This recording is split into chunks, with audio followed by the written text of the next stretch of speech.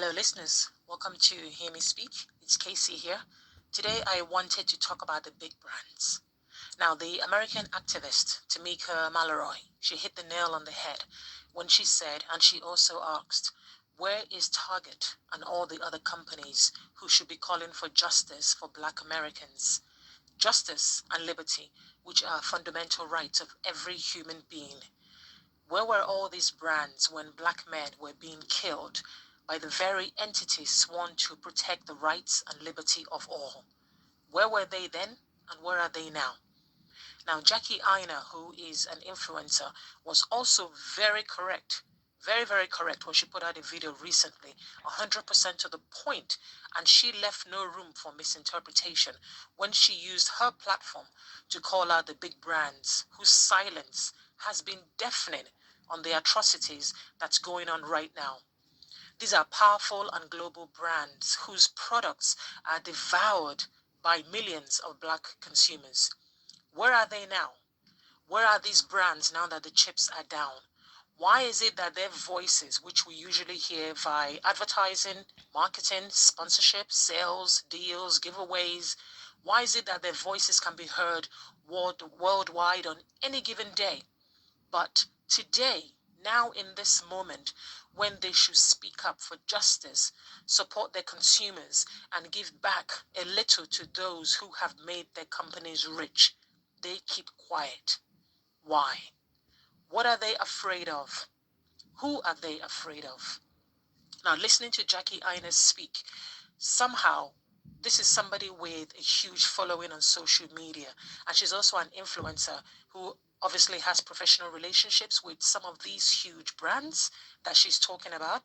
She sounded despondent and must have been quite reflective for her to have put out this video out there and say what she did. Now, Jackie Aina is right in every which way. The black consumer is powerful with their mighty dollar in hand. But once that money is spent, that ends any further association until the next time a spending is required. Now, companies and brands only want your money. It is not a symbiotic relationship where they have their consumers' interest at heart. That has never been the case, and it is not the case now.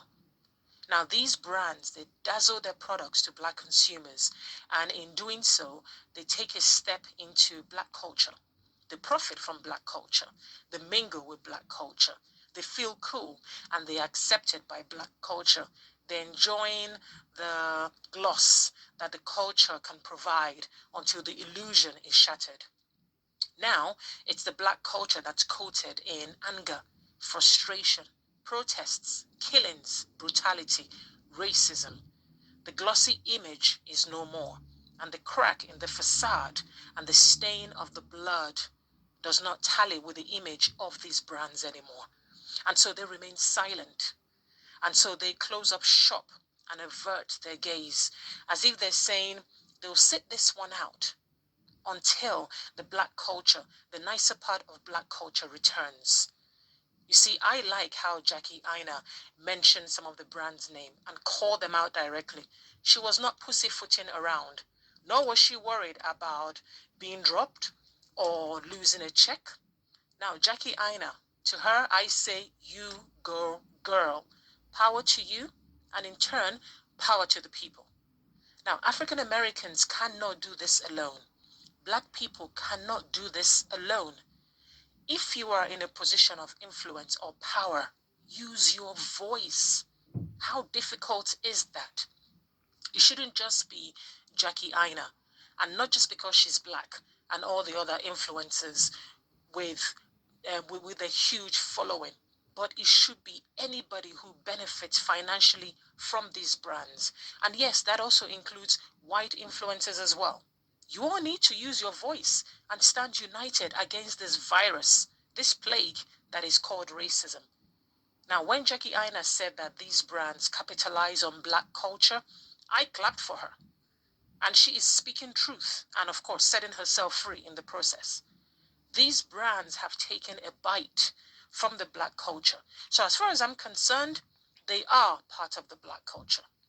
When black consumers can, quote, chapter and verse the latest beauty product or clothing or hair faster than they can quote a Nelson Mandela saying or list the 50 states of America, you best believe that these brands are now part of the black culture, and it's time for them to defend their people.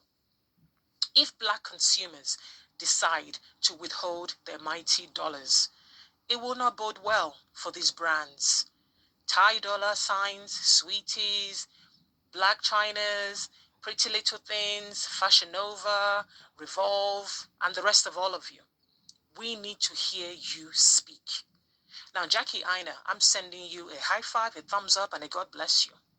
I find it interesting that when it comes to other groups needing support, these very brands and the rest of them, they have no qualms. They have no issues to come out and throw their weight on to support other groups because it suits them, you see. It's less work. It's non-black. Now, Jackie recognizes the optics for these companies, and that's perhaps why blacks dying violently doesn't match their optical illusion. It's not glossy anymore. This is why diversity matters. In the offices, in the boardroom, in the shop floor, in human resources, front desk, anywhere and everywhere. Lastly, what I wanted to say on this, big brands, it's time to put the black money where your mouth is. Thanks for listening. Let me know your thoughts in the comment section. Share this video.